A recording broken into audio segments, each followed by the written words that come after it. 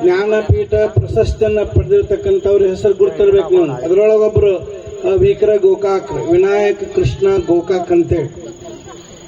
ಈ ನಾ ಹೇಳ್ತಕ್ಕಂಥದ್ದನ್ನ ಬಹುಶಃ ಇಲ್ಲೆಲ್ಲ ಕಲಾವಿದರು ಕೂಡ ಈ ಕಥೆ ಅವರು ಬೇರೆ ಬೇರೆ ಕಡೆನೂ ಹೇಳೋಕ್ಲೆ ಅವ್ರು ಬಹಳ ಚಲೋ ಐತಿ.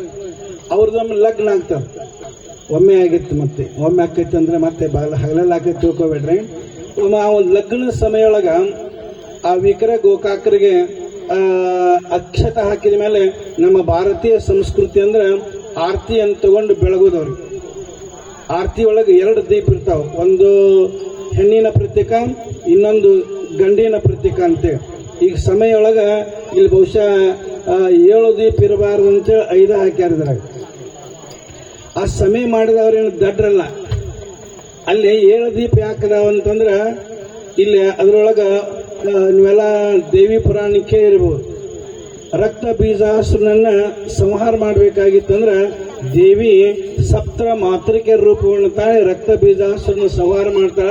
ಆ ಸಪ್ತ ಮಾತೃಕೆಯರ ಸ್ವರೂಪನೇ ಈ ಸಮಯ ಅನ್ನೋದನ್ನ ನಾವು ಅರ್ಥ ಮಾಡ್ಕೋಬೇಕು.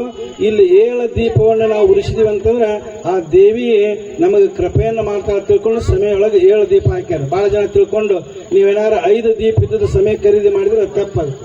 ಸಮಯ ಅಂದ್ಮೇಲೆ ಅದು 7 ದೀಪನೇ ಇರಬೇಕು. ಅದಕ್ಕೆ ಆ ನಿಟ್ಟಿನೊಳಗ ಅಲ್ಲಿ ಮುತ್ತೈದರ ಆರತಿ ತಗೊಂಡು ಅಕ್ಷತ ಹಾಕಿದ ಮೇಲೆ ಬೆಳಗ್ತಾನೆ. ನಮ್ಮ ವಾಡಿಕೆ ಉತ್ತರ ಕರ್ನಾಟಕದ ವಾಡಿಕೆ ಅಂದ್ರೆ ಆರತಿ ಬೆಳಗಿದ ಮೇಲೆ ಹೆಸರು ಕೇಳೋದೊಂದು ವಾಡಿಕೆ. ಅವಾಗ ಅಲ್ಲಿ ಗೋಕಾಕರ ಹೆಂಡತಿಗೆ ಮುತ್ತೈದರ ಆರತಿ ಬೆಳಗ್ಗೆ ಹೆಸರು ಹೇಳು ಅಂತ ಕೇಳ್ತಾರೆ. ಅವಾಗ ಆ ಗೋಕಾಕರ ಹೆಂಡತಿ ಹೇಳ್ತಾಳ, दूध लसत असतई केळीच्या जांडाला पणासतई विनायक ह्यांच्या तोडाकांना माझे मायर गर्र ಅಂತ ಹೇಳ್ತಾರೆ ಮರಾಠಿ ಒಳಗೆ. ಇದರ ಅರ್ಥ ಏನಂತಂದ್ರ ಬಾಳಿಗೆ ಒಂದೇ ಗೊನೆ, ಬಾಳಿಗೆ ಒಂದೇ ಗೊನೆ, ವಿನಾಯಕರ ಮಾರಿ ನೋಡಿ ಮರಿತೀನಿ ನನ್ನ ತವರ ಮಣಿ ಅಂತೇಳಿ ಮರಾಠಿ ಒಳಗೆ ಹೇಳಿದ್ಲ. ಯಾವಾಗ ಆ ಗೋಕಾಕರ ಹೆಂಡತಿ ಮರಾಠಿ ಒಳಗೆ ಹೆಸರು ಹೇಳಿದಲ್ಲ, ಆ ಮರಾಠಿ ಶಬ್ದವನ್ನು ಕೇಳಿದ ಕ್ಷಣವೇ ವಿಕ್ರ ಗೋಕಾಕರ ಕಣ್ಣು ಕೆಂಪಾದು. ಈ ಸಮಯದ ಬಹಳ ಜನರ ಕಣ್ಣು ಕೆಂಪಾಗಿರ್ತಾವ. ಹಿಂಗ ಕೆಂಪಾಗಿರ್ಕಿಲ್ಲ ಅವ್ರ ಕಣ್ಣು ಹೆಂಗ್ ಕೆಂಪಾದು ಅಂದ್ರ ಗೋಕಾಕರ ಪ್ರತಿಯೊಂದು ರೋಮಗಳಲ್ಲಿ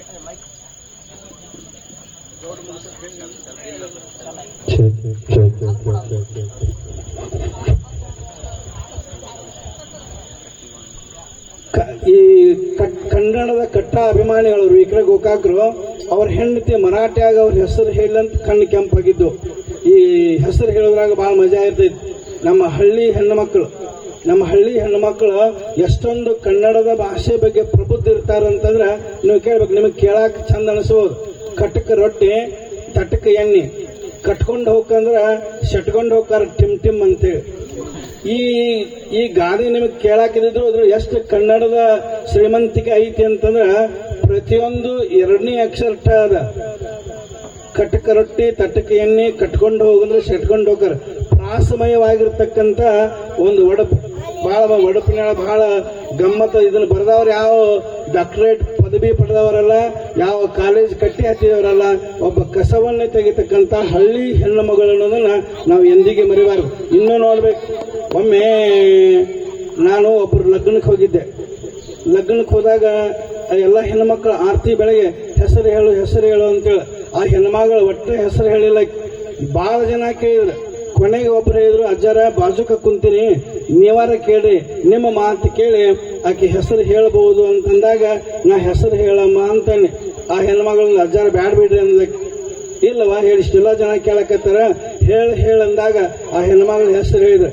ಅಮಾಸಿ ಕತ್ಲಿ ಗೋಧಿ ಬಿತ್ಲಿ ಹೆಸರು ಕೇಳಿದವ್ರು ಹೆಣ ಎತ್ಲಿ ಅಂದ್ಬಿಟ್ಲ. ಅವತ್ತಿನಿಂದ ಯಾರ ಹೆಸರು ಕೇಳಕ್ ಹೋಗೋದಿಲ್ಲ. ಇಷ್ಟು ಗಮ್ಮತ್ತಿರ್ತೈತಿ. ಕನ್ನಡ ಭಾಷೆ ಇಷ್ಟು ಬಹಳ ಶ್ರೀಮಂತ ಐತಿ.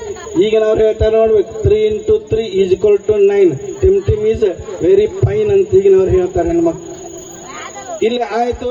ಆ ಗೋಕಾಕರ ಹೆಂಡತಿಗೆ ಆರತಿ ಬೆಳಗಿದ್ರು. ಆರತಿ ಬೆಳಗಿದ ಮೇಲೆ ಇವ್ರ ಕಣ್ಣು ಕೆಂಪಾಗಿದ್ದು. ಕಣ್ಣು ಕೆಂಪಾದಾಗ ಆ ಮುತ್ತೈದರು ಗೋಕಾಕರಿಗೆ ಆರತಿ ಬೆಳಗ್ಗೆ ನೀವು ಹೆಸರು ಹೇಳ್ರಿ ಅಂತ.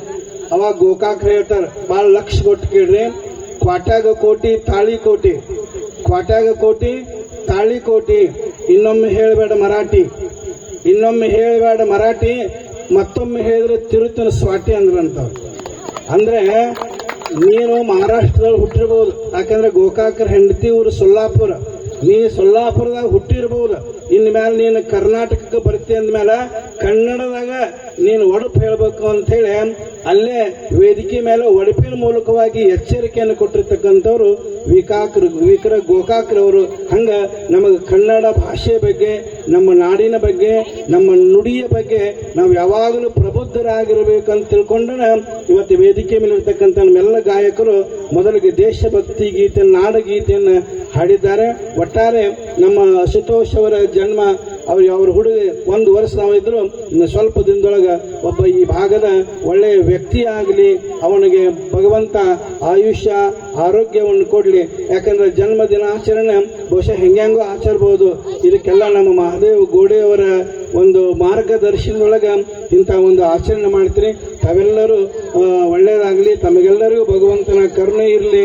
ನಮ್ಮ ಉತ್ತರ ಕರ್ನಾಟಕದ ಜಾನಪದ ಗಾಯಕರು ಇನ್ನೂ ಹೆಚ್ಚಿನ ಮಟ್ಟಕ್ಕೆ ಹೋಗಿ ನಮ್ಮ ನಾಡಿನ ಕೀರ್ತಿಯನ್ನು ತರಲಿ ಅಂತ ಹಾರೈಸಿ ನನ್ನ 2 ಮಾತಿಗೆ ವಿರಾಮವನ್ನು ಕೊಡ್ತೀನಿ. ಪೂಜ್ಯರಿಗೆ ಕೋಟಿ ಕೋಟಿ ಧನ್ಯವಾದಗಳ ಅರ್ಪಣೆಯನ್ನು ಮಾಡ್ತಾ ಕನ್ನಡ ನಾಡು ನುಡಿ ಹಾಗೆ ತಮ್ಮದೇ ಆದ ಮನದಾಳದ ಮಾತುಗಳ ಮುಖಾಂತರ ಆಶೀರ್ವಚನವನ್ನ ಬೋಧಿಸಿರುವಂತಹ ಪೂಜ್ಯರಿಗೆ ಮತ್ತೊಮ್ಮೆ ಅವರ ಪಾದ ಕಮಲಗಳಿಗೆ